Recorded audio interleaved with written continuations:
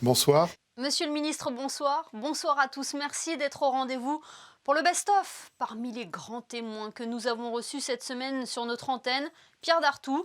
Nous avons évoqué avec le ministre d'État cette crise sanitaire près de 6 mois après son arrivée au gouvernement princier, de relance économique, de numérique, de logement, mais aussi de la qualité de vie à Monaco. Nous avons également parlé gastronomie cette semaine avec le nouveau chef du Vistamar, Yannick Aleno, de la fin des travaux au jardin d'Apolline et à l'Hélios avec Albert Croesi, de télétravail et de la difficulté de certains secteurs à sortir de cette crise. Sans plus attendre, voici le best-of de la semaine. Il faut trouver un équilibre entre la nécessaire protection sanitaire de la population et puis aussi la préservation des activités économiques. Parce qu'on sent bien que laisser tomber l'économie, laisser les entreprises s'affaiblir, laisser les personnes sans emploi comporte des risques extrêmement importants. Et donc il faut toujours tenir cet équilibre. Le confinement, c'est l'étape ultime. Nous n'en sommes pas là. Ce n'est pas ce que souhaite le souverain. Ce n'est pas ce que souhaite la population. Pour l'instant, il n'en est pas question, mais il en sera question si ce que nous mettons en œuvre ne réussit pas.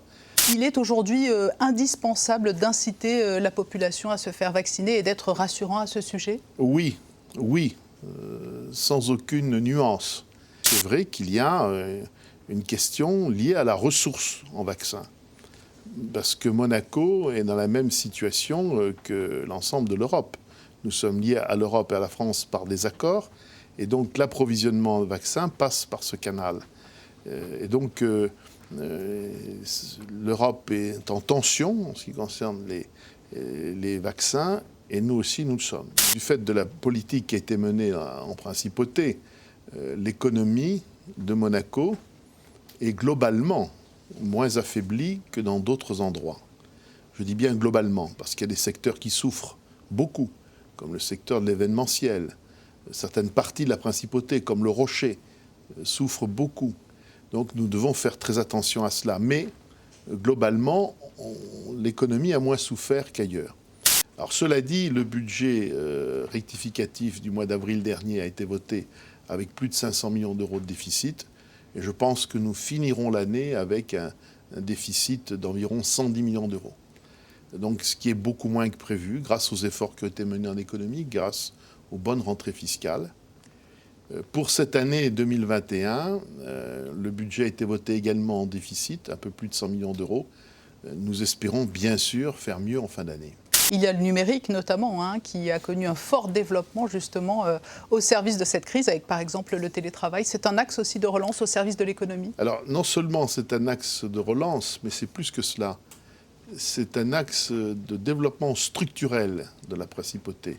On est dans le développement durable, dans tous les sens du terme. Et le fait que la principauté soit assez en avance, il y a la 5G, il y a le fait aussi que beaucoup de salariés disposent aujourd'hui d'outils informatiques leur permettant de travailler à distance. Dans l'administration, il y a un an, c'était 25% qui étaient équipés. Maintenant, aujourd'hui, c'est près de 60%. Donc, des efforts considérables sont faits, à la fois pour travailler dans de bonnes conditions et à la fois pour bien résister à cette pandémie. Pour moi, il y avait une nécessité d'une priorité en faveur du logement, ça c'est clair, parce qu'il est tout à fait normal que les monégasques puissent vivre dans cette principauté, les enfants du pays aussi, dans des conditions satisfaisantes, alors que l'on sait que les prix du foncier, le coût du logement sont ici très élevés. Donc c'est une priorité absolue. Vous êtes ministre d'État français au service de l'État monégasque. Est-ce une position délicate ou au contraire est-ce un atout à l'heure où les relations de voisinage se sont quelque peu crispées ? Écoutez, je serais tenté, mais ne m'en voulez pas de vous faire la réponse la plus facile. C'est les deux choses à la fois. C'est vrai que c'est une position délicate, je ne vous le cache pas. Vous comprenez l'inquiétude des Monégasques avec la question des 30 km au-delà desquels il faut ce test nécessaire. Je comprends cela. Le gouvernement français aussi a ses exigences, ses objectifs qui sont importants. Je suis très vigilant sur ces sujets.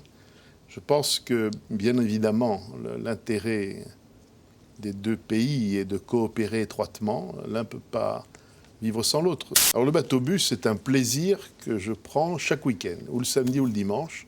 J'aime traverser le port pour voir les bateaux. Et ça, c'est un plaisir que je me fais avant de me rendre plutôt du côté de Monte-Carlo pour faire d'autres courses, sans citer de marque, mais enfin en général pour acheter des livres. On ne travaille bien dans un territoire que si on y vit bien. Et si on y vit bien, c'est parce qu'il faut s'y adapter.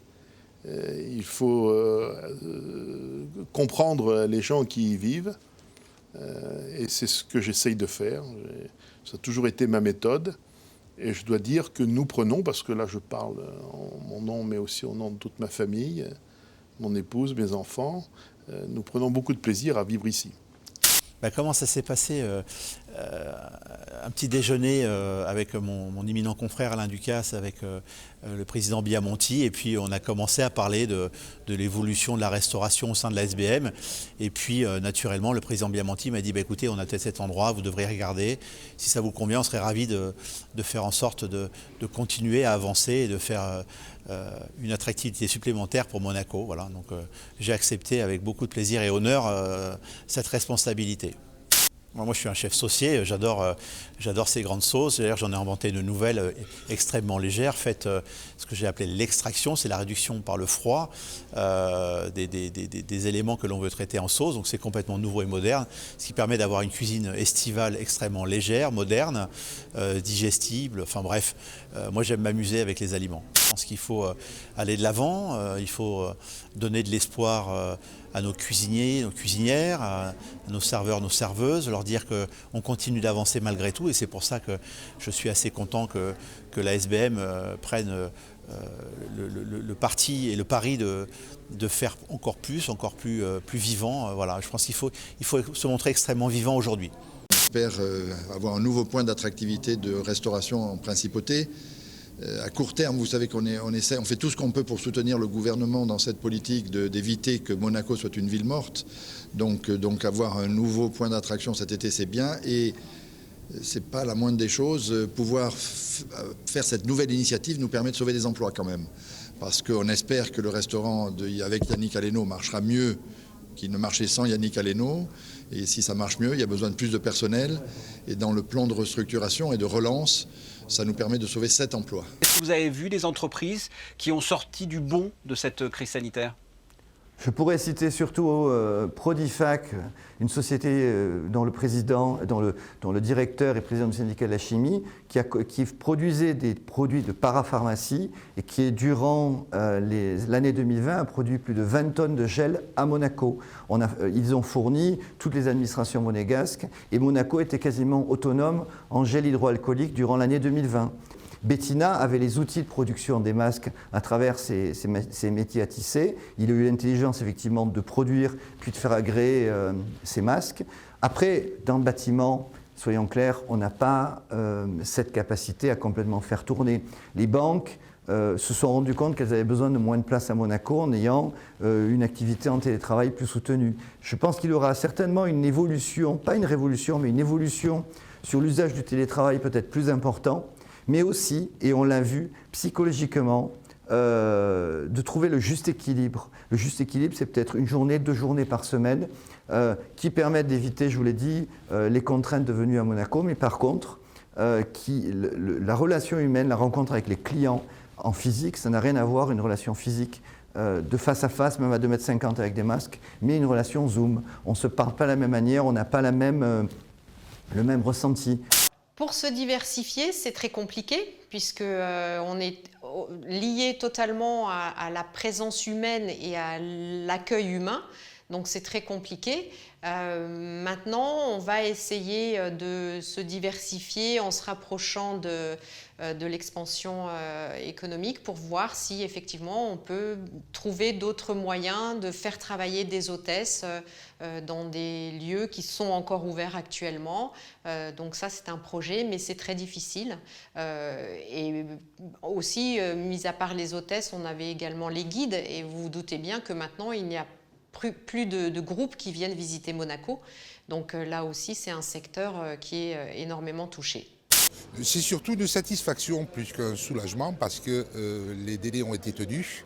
Le chantier a duré 36 mois tel que prévu au départ. Les travaux ont été faits au-delà des espérances de chacun et les résidents aujourd'hui qui sont déjà rentrés me font part de leur grande satisfaction. Donc pour moi, c'est une très très belle satisfaction in fine. Pour Apolline, c'est l'intégralité du second œuvre qui a été repris. Les murs, la structure, le gros œuvre a été ramené à nu et tout l'intérieur a été intégralement refait, que ce soit les sols, les climatisations, la plomberie, les menuiseries. L'intégralité des appartements a été reconstruite dans les 250 appartements d'origine. Et en plus, nous avons eu une opportunité de surélever l'immeuble. On se retrouve in fine avec 45 appartements supplémentaires flambant neufs. On a pu, grâce aux efforts du gouvernement, qui n'a lésiné sur aucun moyen, refaire tout ce qu'il y avait à faire et ne pas mentir aux gens. Et ça, pour moi, c'était très important. Ce best-of touche à sa fin. Avant de nous quitter, petit détour traditionnel par le web. Les vidéos qui vont suivre ont attiré notre attention. C'est le best-of des réseaux sociaux préparé ce soir par Alexandra Salustri.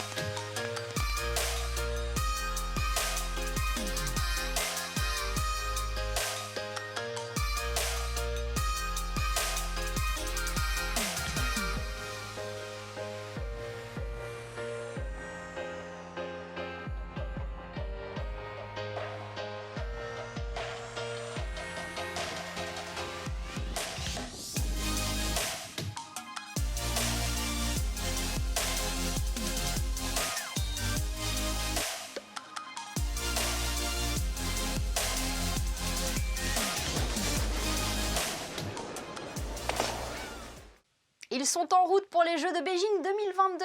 Le best-of de la semaine est à présent terminé. Merci de nous avoir suivis. Rendez-vous dès demain pour un nouveau JT, de nouveaux invités pour que vous soyez les premiers informés. Belle soirée à tous sur Monaco Info.